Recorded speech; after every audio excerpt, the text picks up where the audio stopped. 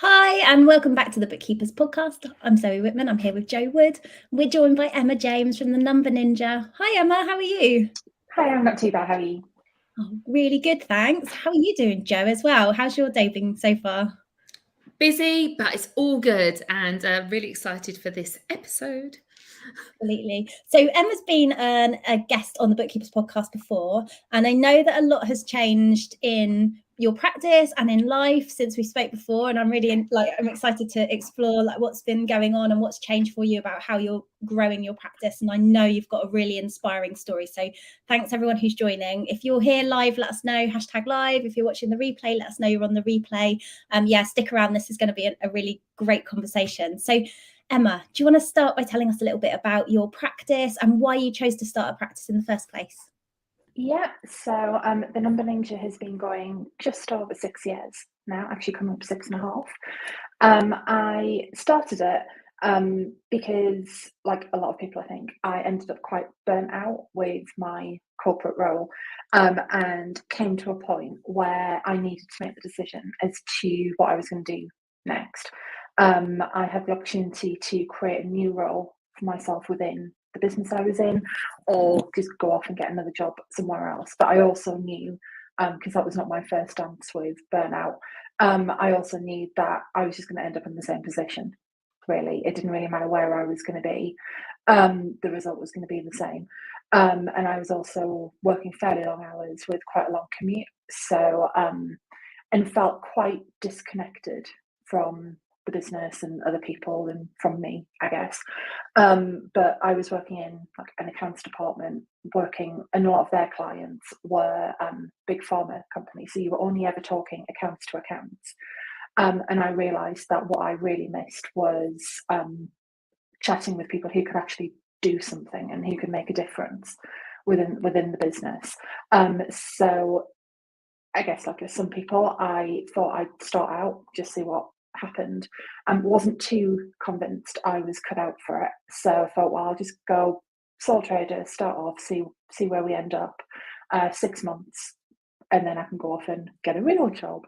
And then, yeah, here we are.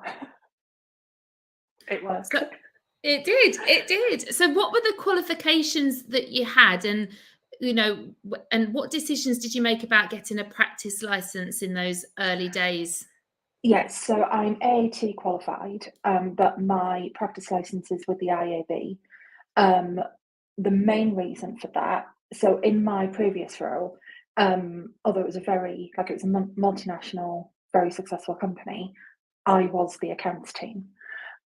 So there was no one above me who could sign off on any experience, and we had external accountants, but they didn't really know my work, so I just had no one. Although I had some experience, I didn't have anyone to sign off on it. And the AAT, for lots of very good reasons, are quite strict about what you can and can't do and the experience that you need, and the evidence. So whereas the IAB are much more, I think they're lenient, that's not quite the right word, but they put much more stock in like you saying the experience you have rather than necessarily what boxes you can take.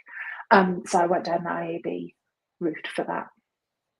So those first 6 months where you were not really sure if this was going to work, and you got your practice license and you kind of thought, I'll give it a go, but I'll find a proper job in a little while. What did those first 6 months look like? How did you get your first clients? What, and obviously you're still here 6 years later. So it worked. So what happened in those first 6 months for you to know, oh, this could work? So the first day of self-employment, I went off to a networking. So it was an all-day thing. So it was all-day co-working. But the first hour and a half was like a mastermind where you went through with different problems and everyone had questions and everything. And that really, really helped because it got me to know some of the people who were there. But some of those mastermind questions can get quite deep and quite personal quite quickly. So it was really good to just be able to get involved with that. And I think that also helped by me asking questions of people's problems. It taught me, even at that very, very early stage, that I did know I didn't know what I was doing. It just meant that you were kind of jumping through that know, like, trust thing quite quickly. So on that day, I actually managed to get my first client straight away. So that was quite lucky. And yeah, I guess it was mainly networking how I built up. The first few months, I went to anything and everything. I would turn up to the opening of an envelope, like just everything. I was there, and I did that because I hated it. So I knew, like, I don't like people. I'm really introverted. I don't like being visible. I don't like putting myself out there. So I knew if I didn't, I was going to come to 6 months and I was going to have, if I was lucky, 2 clients and about 50 quid to my name. So, and I also, what I didn't mention before, I had a clean break. So I left employment and then started the practice. So I didn't have any, like, I had a bit of savings, but like, I didn't have kind of like that safety net. I just went straight into it. So I knew that it was sink or swim, really. So mostly it was networking. And I still have a lot of the clients now that I had right at the beginning. But yeah, doing everything basically, and just and I learned a lot of stuff. So although I do have some of the same clients, I also got, but I've left quite a few of those clients behind as well because they just weren't right. And you try, like, when you start out, you try lots of different things, don't you? And some things stick and some things don't. And it was because I hadn't worked in practice before, I think it was a good way of just finding out how I wanted to work and what I liked and what I was prepared to put up with and what I could do. Yeah. I love this. You've when we had the conversation this morning with Catherine Morgan, we were talking about how we need to communicate better, and you've just shown how by showing up, like, we know you, Emma, and we know that you say, like, you don't really want to get involved in those kind of people situations, but actually you've shown that by communicating with people and being on their level and just having conversations about business and like their fears and worries which would have come up during those mastermind sessions, you've connected with them on such a deep level where they really trust you. And that's what's really important. People need to know us and trust us. You mentioned though about the kind of learning from being new to this kind of business and having to lose choosing to lose clients, I suppose, because you'd decided, well, actually, this isn't how I want to run my business, or these aren't the kind of people that I want to support. Over what kind of time frame did that happen, and how did it feel choosing to say goodbye to those clients? It happened relatively quickly, I think, for most people. Through the first year, I cycled through a lot of clients, and I think it felt okay because it always felt like it was a decision I was making to get to a better place the next time. But the first time I lost a client, as in they left me, God, that knocked me for 6. Like, that was awful. They were going for good reasons. It was all great. We were still friendly. Everything was fine. But like, how dare they leave me? was awful. But yeah, the other way, it always just felt, I'm quite good at thinking about it as business. So it always just felt like a business decision. But yeah, making those decisions pretty early on. Yeah, I think probably in the first few months, I moved on a few. Because I think partly because I needed the money in the early days. I think that definitely clouded my my opinion on some clients. And like, your gut tells you, like, you shouldn't be saying yes to these people, but you do anyway. And then a few months later, you then have to you then have to say, like, it's not working.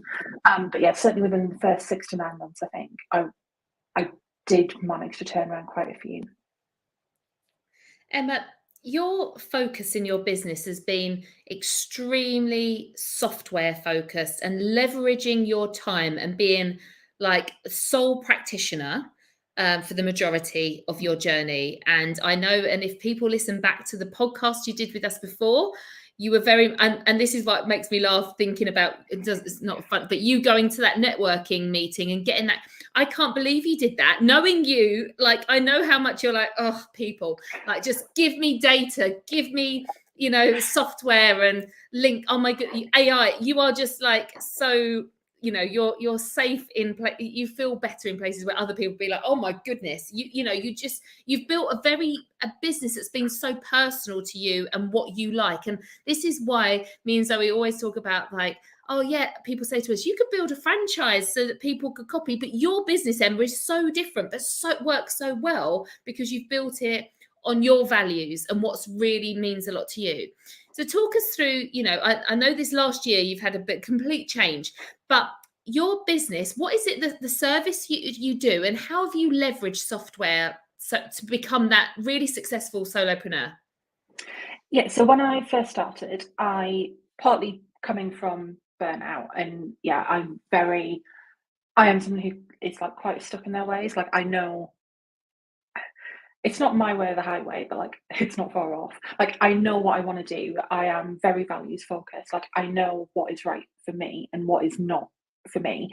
And up until like last year, yeah, I was very much, it's going to be me, just me, only me in the business forever. And because of that, at the beginning, I also knew that, like, I will not work evenings. I will not work evenings or weekends. Very, very, very rarely, but like, that's just not part of my normal working day. But I also wanted a lot of money. So if you want lots of money but you don't want to work a lot, then something has to give there. And because I didn't want a team, I needed to be squeezing everything I could out of the hours that I was able to work. And that meant I needed a team, albeit not actual humans, but I needed a team of things working with me. So I invested in things like, well, it was Receipt Bank then, but I invested in things like Receipt Bank really, really early on, possibly before I could really afford it. In fact, definitely before I could afford it. And like, my husband is a software developer, so he's like quite he has that sort of mind where he'll look at problems and be able to, so like, we could write the script for this, or we could do that, or and that infiltrates every part of my living life. So I'm quite used to looking at things like that. So I've done this 3 times now. If I need to do it a 4th, I'm not doing it myself. I'm going to get something to do it. So yeah, I think I'm always on the lookout for different software, and it's not.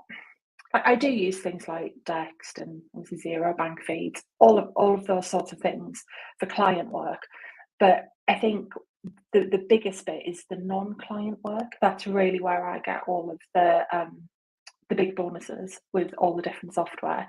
So like, I've spoken about this before. I know, like, things like text expanders, even things like Calendly for booking calls, getting e-signatures, quite small, tiny little things really that clients possibly don't even really notice, but makes a huge difference and just uses my time in a much more efficient way. So I don't use things like Go Proposal, but I have like my own proposal software and a more or less automated process that I type in the spreadsheet what they want, and then it, like, seconds later, I have a letter of engagement or a proposal ready to send out.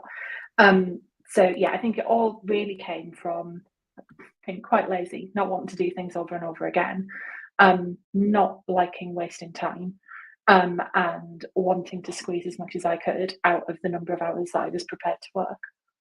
I've just seen Claire Johnson say Emma is a tech queen, and I know, like, I've seen you ran an office hour in our Success Lounge. So members who work with us, who are in our Success Lounge, we have an office hour on Monday mornings, and you ran one of the sessions, and I remember seeing some of the like tech wizardry where you would type something in and then it would just file something here and ping things off, and it's incredible, Emma, and I think we can all learn so much. I mean, even some of the things like, which I think are like just little things I've been able to implement, have been massive times. And like, when we for example, if we're writing show notes for our YouTube channel, I can type a word in, and that just puts out a load of stuff that I use every time. So, it's those kind of things. We learn so much from you, Emma, and you really add so much to our community by sharing this kind of stuff. So yeah, like Libby says, I need to channel my inner Emma. Emma, so you already had your business set up in this like systemized way where you can maximize on your time, which is so inspiring for everybody. And you were really focused on building the business around you. So you had flexibility. I can remember you saying, if I want to go and live abroad for a bit, I can, because I know my practice can run and these things are automated. But things have changed a bit for you over the last year. Can you tell us a little bit about what's happened for you and how that's changed the way you're running your practice? Yeah, so October 21, so just over a year ago, I ended up with a chronic heart condition. So my heart just stopped working properly, basically. And that was not fun. And going through, it took a little while to work out what was going on and get medication. Then I reacted badly to the medication and getting on a waiting list for surgery. And all throughout that, I needed to keep working. And I think that although I was able to be flexible, I've got great clients who were completely okay with that and completely okay with me not being particularly reliable. It did really show that it's great to have all of this flexibility, but I needed something else, and I wanted to be able to have surgery. I knew I needed surgery, so I wanted the business to be able to continue going whilst that was happening. So although I never set out to have like a team, I did realise that probably wasn't going to be wholly realistic. And I ended up getting surgery quite a bit quicker than I thought I was going to, and I had surgery in May last year. And in the run up to it, because I thought I had a little bit more time than I ended up having, I started the process for recruiting. Had all the normal concerns of can't afford it, they're going to take my time, they're going to take my money. I almost viewed it as like a step back, not in terms of like I knew that having a member of staff would help me grow the business eventually, but it did seem like that they were taking kind of money away from what could go for me. They were going to take up too much of my time. I'd managed a lot in previous roles, and didn't particularly enjoy it. But I think I didn't particularly enjoy it because it was always kind of just bolted on top of whatever I was doing at the time, rather than really being able to have the space to give people what they needed. So started recruiting. It ended up just awfulness of timing that so I had 2 weeks off after my surgery, and she ended up starting the day I got back from recovery, which I probably wouldn't do again. But it worked fine. But I thought that I would kind of be poorly and recovering for the first week, and then the second week was going to be like basically a doss around. I was going to be fine, and I would have lots of time to set her laptop up, sort the software out, and all the rest of it. Whereas I ended up in A&E at the end of the first week. so that did not go according to plan. But she's fantastic. So she just came in, and it was like she'd worked there for forever. And then we were going great guns when between like June and July, I brought in loads of new clients. We really had loads of momentum, really going really well. So she's just amazing. She can't ever leave. And then in August, I'm fine now, but I was diagnosed with a tumour. So that needed to come out. So I had surgery in September, trying to keep on top of all of my different hospital visits. And that was going to be a really long recovery. That was about 6 to 8 weeks. And then, 6 to 8 weeks not working. But then like the whole recovery process is around about 6 months. So my first surgery, Aletha, who's a lounge member, she really helped me out with that. So because I was on my own, she was there for any urgent queries that came in if needed. And like, lots of other people like rallying around, and that was fine. And 2 weeks is kind of a holiday, isn't it? It's like clients are okay with 2 weeks break. They're possibly less okay with 8. And because of the nature of what we do, we have deadlines all of the time, don't we? So we've got payroll, we've got VAT returns. I do accounts. I've got accounts deadlines, self-assessments. So yeah, by that point, I was really, really happy that I did have that team, one person in place. And because she was so good, it meant that I could just go off, have the surgery, recover, and I barely thought about work, certainly for the first 5 weeks.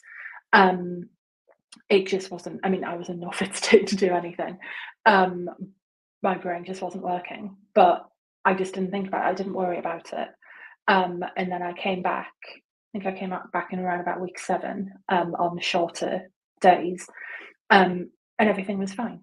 It's like all the deadlines had been met, clients were looked after, and I actually remember saying to Willie through the times that I could get used to this. Like, just, I didn't have to worry about it. And I think I realised, although I knew that was kind of like the aim of bringing people in, I realised that I just wasn't needed, which is great. Like, that is such a good feeling, knowing that it doesn't have to be you. Like, the work needs to get done, but it does not have to be me. So yeah, from going from this lone wolf of never ever gonna employ, I now want more and more and more. And yeah, the aim now is eventually for me to just come completely out of client work, or at least the day-to-day client work. Because whilst like I've still got the heart condition, but like I'm roughly fine at the moment, the last year has shown that isn't necessarily always going to be the case. And I do just have a bit of a rubbish body anyway. I have like quite a few chronic illnesses. I pick up things quite quickly. And I need to be able to just step back, probably at quite short notice. So that's the plan now, building a team and moving me out. Wow. Emma, I never thought we would be having this conversation. I really, really did. You were so, I really wish, really hope that people go back and watch your earlier episodes with us, and how you were adamant, absolutely adamant, you were going to be that lone wolf, and the journey you've got, you've come on. I remember at our book launch, actually, Zoe, that James Ashford said, the only thing we know is that storms are coming. That's the only thing we can be certain of. And you have definitely had your load of storms over this last 12 months. And then today, we wanted to, we've been talking about the cost of living crisis, recession. And I suppose it doesn't really matter what the storm is. There are going to be storms, and we've got to decide how we're going to either face them and get through them, prepare for them, and just get used to the fact that there will be storms. We all just need to build businesses that are resilient and that can like push through. And it's the people that think that it's just sun and rainbows ahead and that nothing's coming their way.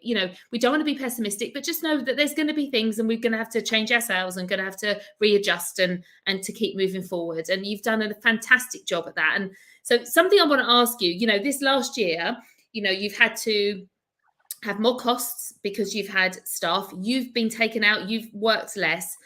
What does that look like for your business? Has your business shrunk? Have you had to take less money out of the business, or has there been something different happened?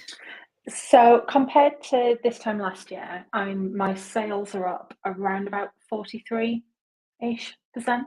but my profit has just skyrocketed. So my profit is about 5 times what it was this time last year. Which makes me feel a little bit sick as to what the hell was I spending this time last year. But anyway, but within that, I've brought in Suzanne, so I'm now paying her salary, but I've increased my salary as well. So yeah, like the complete opposite of shrunk. And like part of that is like that June and July where we were going, like we did bring on a lot of clients in that time. But yeah, it was also looking at like reducing costs. And I think when my heart first started playing up, I took the opportunity then to really start looking at like what costs did I really, really need to spend? Like, unsurprisingly, I spent an awful lot on software, but reviewing all of that and making sure that, because I quite like shiny objects, so making sure that what I was spending was actually what I really needed to be spending, and really, I guess like really reflecting on where I was going, where the business was going, and what money needed to be spent to get me to that point. So I knew I would need to employ. So then started having to like planning for what that looked like. But yeah, it's not done too badly this last year. Amazing. And so is it that you went from kind of going day to day, because the way you started your practice was very much like, oh, let's see what happens for 6 months, and to being like, okay, now I have to take a different view of this because I'm going to bring somebody in and that has like these costs related to it. So did you go into, I'm sure you had this sort of, you've got this planning mentality, but did it really focus you in then on, well, what does the business do? And I think it was actually probably the first lockdown of COVID that really encouraged me to think of it as a business. Like, I knew I was running a business, but I don't think I really knew I was running a business. I think it was very much just a job for me that paid the mortgage. Whereas that first lockdown really focused my mind into coming up with like some proper goals and intentions. And that's only got like stronger in the last year, about really thinking, right, what am I doing? Where am I going? I need to plan this, because not that it's fine if I didn't pay my mortgage, but it's kind of fine if I can't afford to do certain things, so I have to like cut my own cloth accordingly. But I can't do that with staff. I need to pay them. I'm responsible for their income, their livelihood. So I realised that I needed to be a little bit less wishy-washy with goals and stuff, and be a little bit more planning focused and a little bit more like focused on the future as well. Emma, you mentioned that you brought a lot of new clients in June and July last year. What happened? Like, given you were kind of out of the business, I'm just curious, because I think people might expect you not to have grown your practice at that point. So I just wonder what happened for you then. Panic, I think, partly. What did happen? I think I came back, and because I'd felt like so rubbish for so long, and I now had this. I'd felt so rubbish for so long, and I knew that, because there was no guarantee. Like, the operation I had may or may not have worked. Like, there was no guarantee of success. And in fact, the success rate was like not great odds. So I kind of thought, and this is a long-term condition as well. So although the surgery, it turns out, was a success, I don't know how long I'm going to be okay for. It's an illness that is normally like for older people. So that you're normally like your 60s or 70s when you get this. I'm very much not. So it's probable that if I get like 10 years out of it and then need another one, that's probably what I'm going to be looking at. So so I felt awful, but I was coming back thinking, I don't know how, like, I felt okay, but I didn't know how long I was going to feel okay for. And then I had this person that I was now responsible for.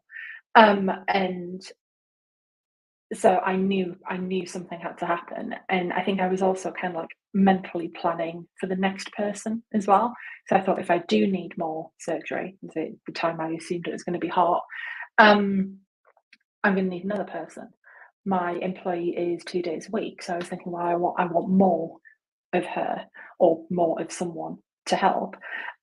So really knew I needed to make that push, I think.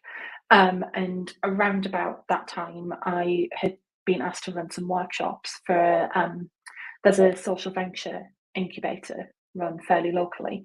And one of my clients used to be one of the mentors for it. So she got me in there doing workshops. So I managed to run a couple shortly after I got back. The first week, like, do not do this. If you ever have like surgery and take time off your business, don't have a new employee start on the first day back, and don't run workshops. Like, ease into it. so yeah, like had lined up like quite a few things, but yeah, I think it was focused panic, but I think it was also a bit of panic as well of right now, although I knew I had the money, I wanted to really make sure I had the money, I think, coming in. And yeah, I was planning for like the next person as well. It's so interesting. You said a little while ago that even though you knew you were running a business, you didn't really know you were running a business. And I think that is something that at the end of the day, however much we automate and we use technology, when we are a solopreneur, we can never achieve that business status of having a profitable enterprise that runs without us. You always, however automated you are, every business needs that human element for that communication, and for the chats with the clients, and to set off whatever the systems are and processes are that are automated. It still needs that person. And now, listening to what you've described, 5 times more profit now than you had when you were on your own, and you can have time out of the business. You have got a business, a proper business. So I think it's really important to reflect right now. If you're here at the moment and you've had the same concerns as Emma about one day taking on, and it might not be now, it doesn't need to be now, but you can choose to create a job for yourself, that you work for yourself, and you work for yourself. You are your own boss, and you do have some type of flexibility. Of course you do, but you don't have all of the flexibility that actually being a business owner can create for you. And maybe that's something you don't want, but also, like Emma has proven, sometimes you don't get a choice. And I think this is why some people, this is like, self-employment is hard, because when you're employed, you can have sick leave and you can have holiday and switch on your out of office and go. But when you're on your own, and if you don't have a team, you can't do that. And sometimes you're getting some of the best bits, but also some of the worst bits of that self-employment is quite difficult. And so congratulations, Emma, on, like, yes, it's been 6 years, but you actually have a profitable enterprise that you do not always have to be in. And the fact that you've brought in staff and become more profitable and have more time freedom just proves that point. And I know it's not easy. It's not easy. And there are always, when we have more humans involved, and I can imagine why you wanted to be that lone ranger, because the more people you get involved, the more issues, human elements we got to deal with. But there are amazing people out there. But also that's down to you, Emma, because you have created an amazing culture. You're very strong in your values. And also you've brought in clients that align with those values. But the staff that you're working with will understand very clearly what your purpose here is. And we get asked quite a bit about, it's so hard for people to recruit at the moment. But I think that's because people that are trying to recruit are in that point of, I need somebody. That the conversations we had this morning, I need clients. I need staff. That coming from that place of lack, rather than I want someone in my team that's just going to love working here as much as as much as we do, and we're all going to enhance the experience together, rather than I want somebody to give me their time and do the work so I don't have to. Is a very different way of going out into the world for recruitment. So your first hire is scary, but you've done an amazing job. And so are you thinking of a second hire in the next 6 months, in the next year, or is it not on the cards yet? What's your plans for the future? Probably sometime around Q2, I think. Yeah, I think in the next 4 or 5 months, I would like to at least be at the point of seriously looking at bringing someone in. Yeah, I wouldn't want to. I certainly wouldn't want to get to 6 months and not have an additional in. There is so that my member of staff has got young children, and she was full time where she used to work, and part of the reason why she applied to work with me was that part-time flexible working element of it. But it is also a role that she wants to grow with her as the children get older, and she can work more hours and everything. So I want to leave that role with her to grow as she wants it to. But yeah, I would say probably about 4 months, I want to be bringing someone else in to move more away from me as well. I'm not quite sure what they look like yet. It might be an accountant, maybe even just 1 day a week or something. Yeah, I don't really know exactly what they look like at the moment, but there will be someone else in within about 4 or 5 months, I think. I think it's really interesting how, so you've really brought home this, the view of, we talk to there are a lot of people in the community who want to run flexible businesses because they've got children and families that they're working around and other responsibilities. Your reason for needing flexibility is a different reason, but then you've got someone in the business who also needs flexibility. And I think it just shows that we're all, wherever we are, we're all here because of some reason where we want to make work for us around other things in life, because there's more to life, right? Isn't it? It's about like, what do I need to be achieving to get this fulfillment that I'm looking for? And how can I make work around it, whether I'm employed or self-employed? I think one of the reasons you've been really successful with bringing your team member on board is because you're so systemized. You know what it looks like, and it doesn't need you to make a decision on everything every time because you've already decided. So even when it was just you in the business, you knew what the steps were. And I think one of the things anyone who's watching this can do is that, whether they're going to bring someone in the next 3 or 4 months, or whether they're going to maybe do that one day in the future, but they don't really want to right now, is have that system in place so that they know what work always looks like. I'm sure that's been something that's been driving you from day one. Yeah, so I also have like quite a poor memory as well. So right from the start, I was writing, it wasn't like in a proper full manual, but there was definitely like some sort of manual or standard operating procedures in place, even if they were just like notes at the time. But yeah, I don't, as you're saying, like with the decisions, I don't want to keep making the same decision. Like, I do not like repetition. I don't want to be making the same things over and over again. So if I make a decision on how we're going to treat a certain client, or that we're not going to work with a certain industry, that's documented. And then I can then just like look back on that over time and see things. So yeah, I would quite like eventually to put like a proper manual in place. I don't have that, but yeah, I do have notes, and it's very clear how we work with certain people, what we do, how we how we deal with certain situations. So yeah, it is pretty systemized and documented as well. But that, yeah, right from the start, because I needed it as well, because I won't remember it in 2 weeks' time. Absolutely.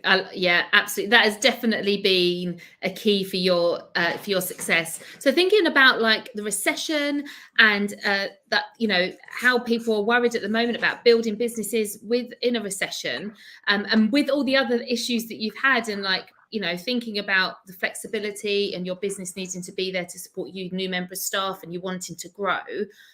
What do you think people need to be thinking about? Like, you are growing a business with not only a recession in the mix, but with health issues. It seems to me that you've got your eyes on the prize and you're not really listening to any of this. But, what is your view around this? So I'm treating this pretty much like the pandemic, really, like COVID. So at the very beginning, almost all of my clients were quite badly affected. So at that point, they were nearly all some sort of creative freelancer or small business, and they nearly all were face-to-face, or going into people's offices to do this, that, and the other. So at that time, and I now try and do this like every few months, I sat down, looked at who was at risk, really, and looked to see what I could help them with, but also looked to see what that meant for risk for my business, and what I needed to do in order to limit that risk. So I'm pretty risk averse for certain things, and like I tend to have more clients but lower fees.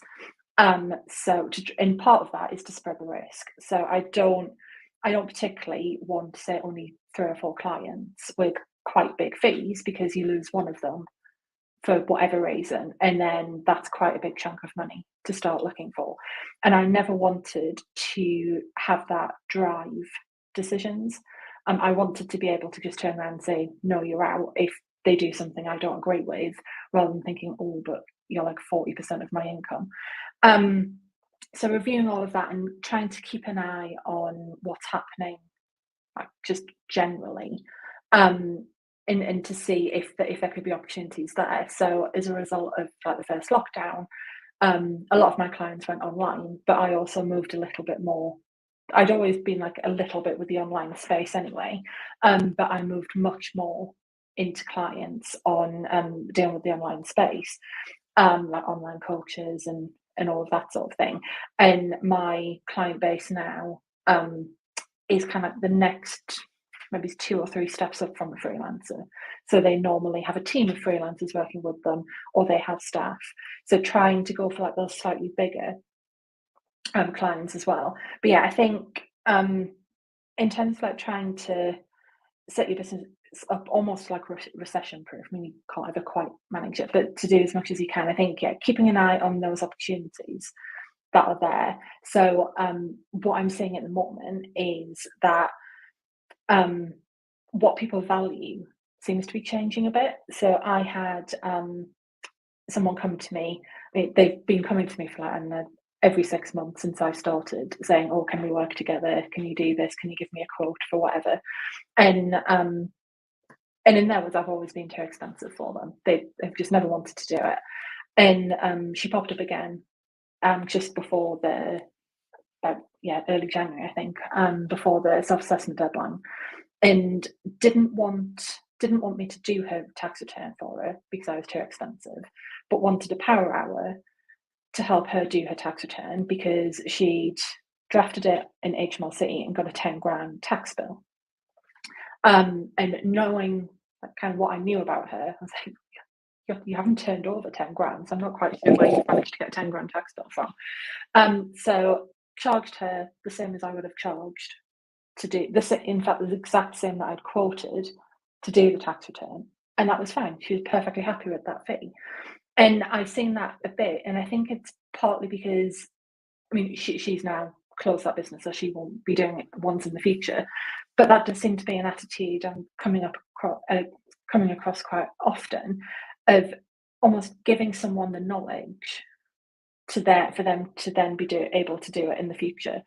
And even if the next year they come back and start like another power hour to do something else or to check some things, they don't want to pay you, or they don't value you doing it themselves, doing it for them.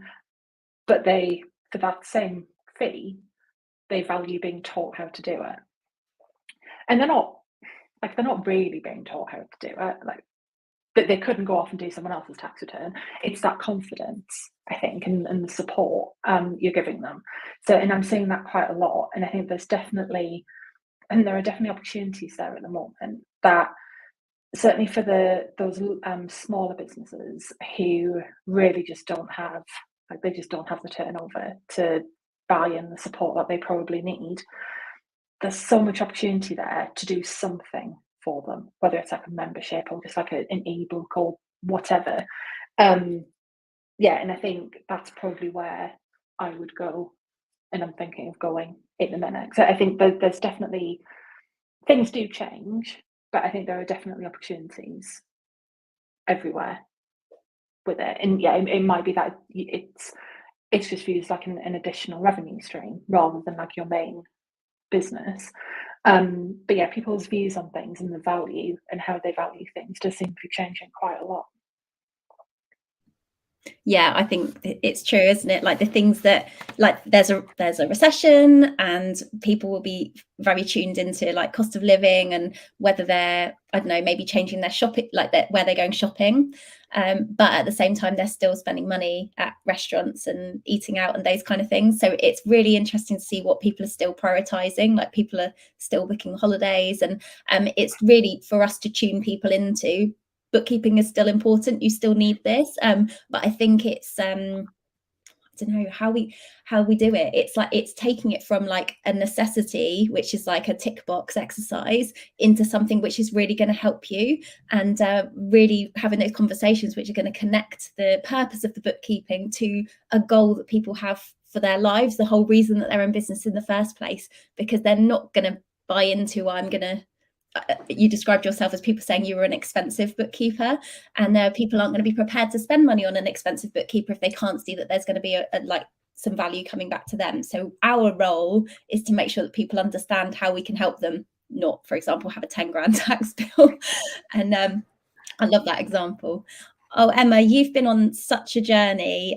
We've all been in touch, and I know that there's been so much going on for you, and I think you're such an inspiration. You've been so flexible, changing things up. You've just proven that sometimes, although you've decided this is the way that things are going to work for me, I'm always going to work on my own. Sometimes you have to be open to the idea, well, actually, for this to work in the way I need it to work now, I'm going to have to change things. And you've really shown us how you've been able to adapt your business and have those systems in place that have helped you to do this with ease, really. I think that you've just been in such a good place to bring somebody into the business because you've planned ahead without even perhaps really thinking about it. But I think this is just such a good lesson for everybody about how having those systems in place is going to help everyone to grow a business.